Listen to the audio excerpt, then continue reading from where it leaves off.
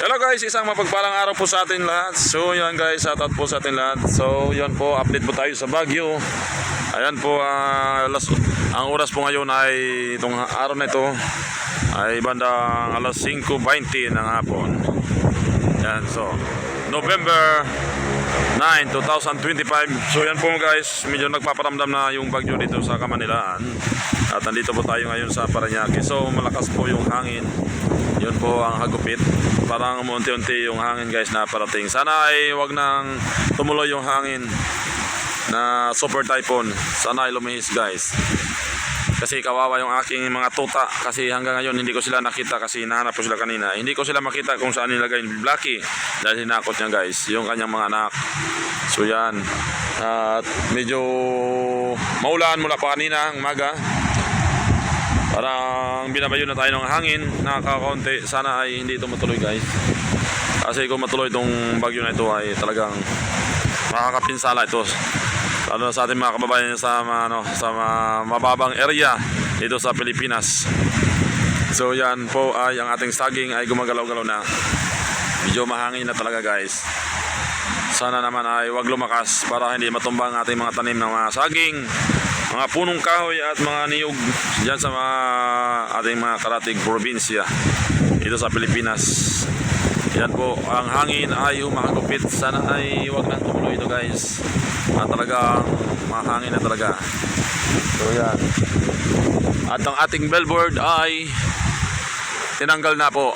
Tinupi na nila kasi delikado ito pag hindi ito tinupi guys. Baka ito ay matangay ng malakas na hangin kung magkaroon talaga ng bagyo dito sa Manilaan.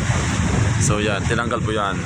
So madilim po guys, update po sa bagyo. Madilim po ang kalangitan. Ayan, maulap, wala ka makitang bituin.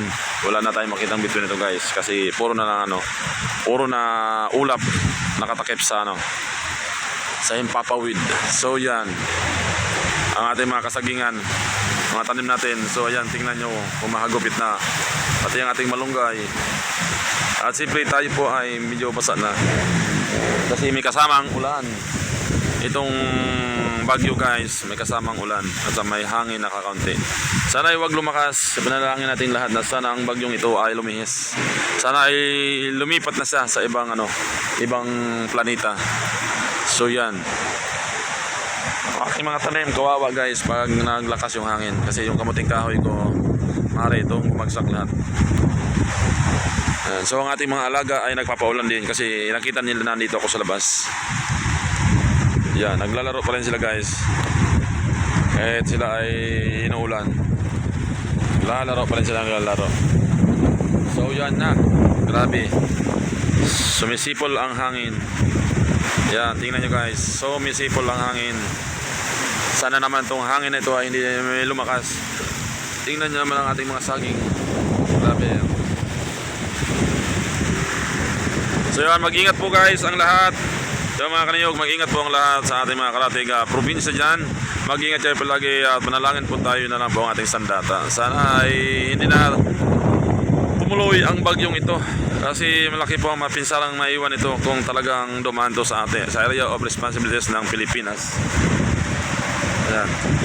Kaya panalangin po tayong lahat, lalo na sa mga mababang area. At alam ko marami nang binabaha na mga probinsya, kagaya ng Cebu at saka sa Samar. Yan, yan sa probinsya namin sa Capiz. Sana dyan sa Aklan ay sana ay wag tayong bayuhin ng bagyo at ulan. Yan po, at dito rin sa Kamanilaan. Mag-ingat po ang lahat. At shoutout po sa ating lahat guys. Paki-like and subscribe po ng ating YouTube channel, Boy New Vlog. Maraming salamat. God bless po sa ating update po sa Baguio. Bye bye.